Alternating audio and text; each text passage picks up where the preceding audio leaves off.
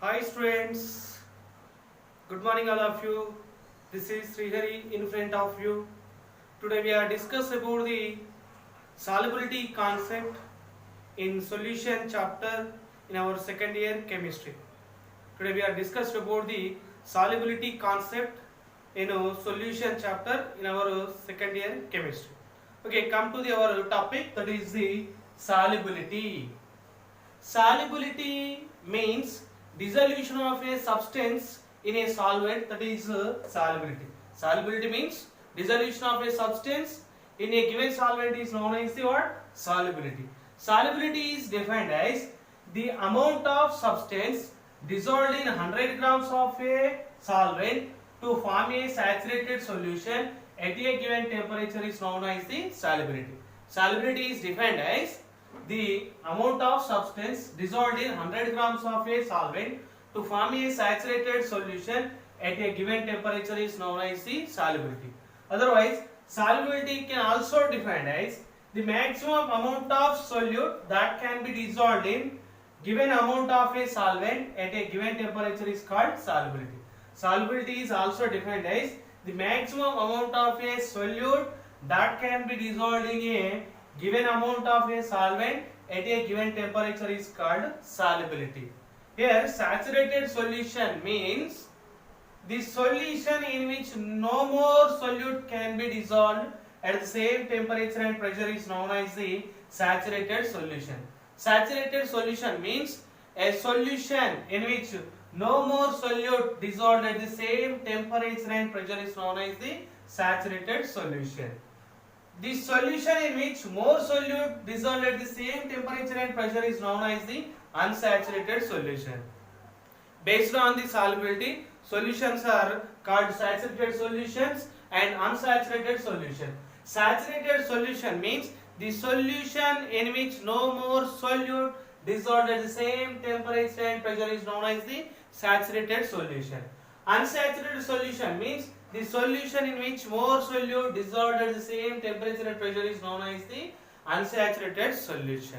Okay, dissolution of a substance in a solvent is called what? Solubility. Solubility is defined as the amount of the substance dissolved in 100 grams of a solvent to form a saturated solution at a given temperature is called what? Solubility. Otherwise, the maximum amount of the solute that can be dissolved in a given amount of the solvent at a given temperature is called what? Solubility. Based on the solubility, solutions are we called saturated solutions and unsaturated solution.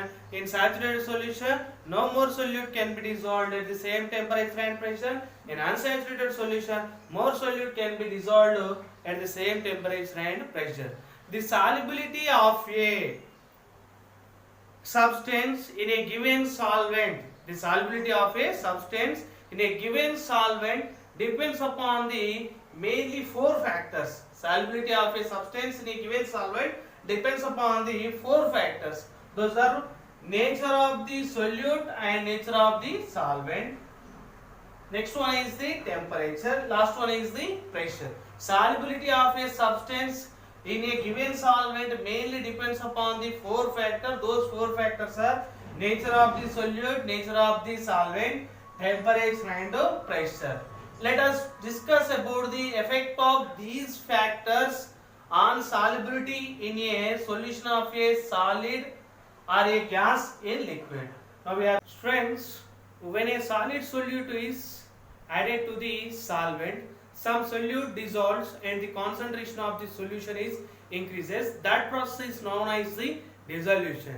When a solid solute is added to the solvent, some solute dissolves and the concentration of the solution is increases. That process is known as the dissolution. But some solute present in the solution may also collides with the other solute particles and get separated from the solution. That process is known as the crystallization.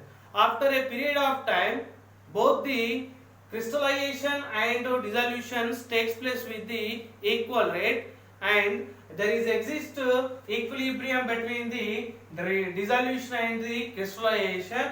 At equilibrium, rate of dissolution is equal to the rate of crystallization. The solution in which solute in the dissolved state in dynamic equilibrium with the solute in the undissolved state, that is known as the saturated solution. In a saturated solution, there exists dynamic equilibrium between the dissolved and undissolved ions or molecules in the solution. This is about the how the nature of the solute solvent influence the solubility of a solid in liquid. Next we are discuss about the effect of temperature on solubility of a solid in liquid. Listen students, the solubility of a solid in liquid is greatly influenced by the temperature changes. Temperature changes greatly influence the solubility of a solid in liquid.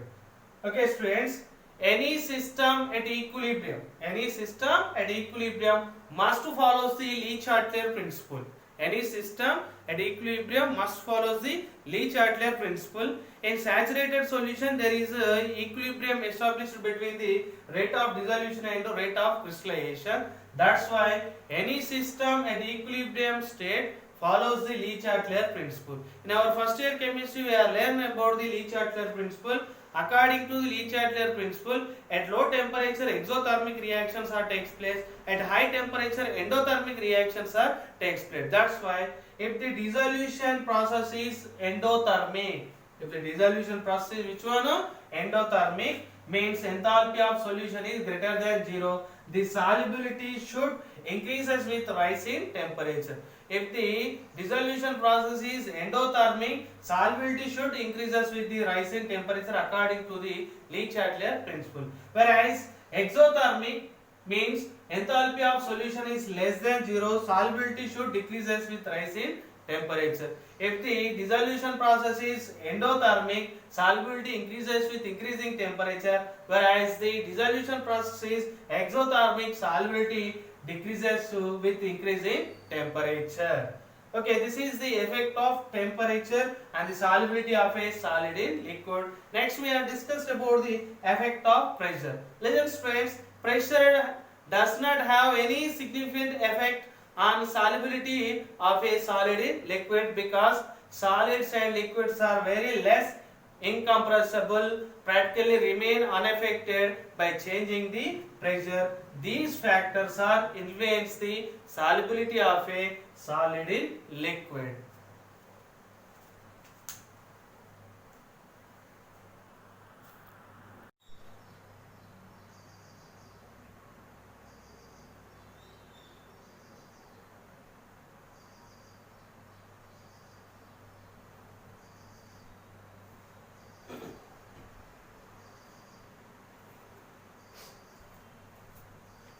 Listen students, now we have discussed about the solubility of a solid in a liquid.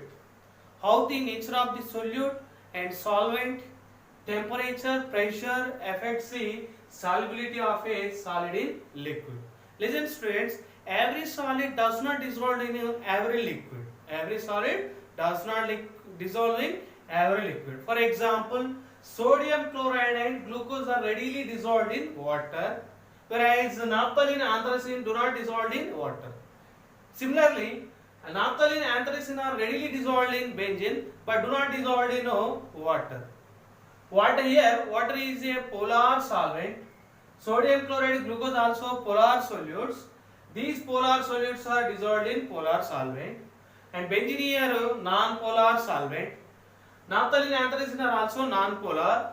Non-polar solutes are dissolved in non-polar solvents. It is observed that polar solutes are dissolved in polar solvents, non-polar solutes are dissolved in non-polar solvents. Every solid does not dissolve in every liquid. In general, a solute dissolves in a solvent if the chemical interactions are same both in solute and solvent. That's why we may say like dissolves in